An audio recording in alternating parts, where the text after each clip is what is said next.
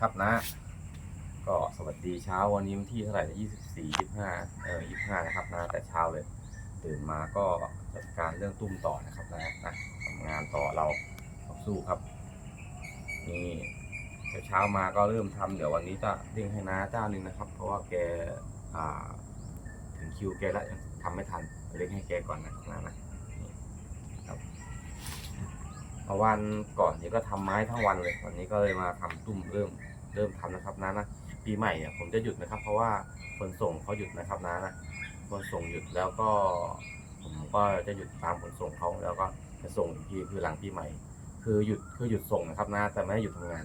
นะครับนะก็คือทำงานให้น้าอยู่แหละแต่พอหลังปีใหม่มาก็จะมีของส่งให้น้าเลยนะครับนะเพราะไปรษณีย์เปิดแล้วก็มีของส่งเลยครับนะลุยต่อครับนะสู้ต่อไปนะครับเดี๋ยวเรา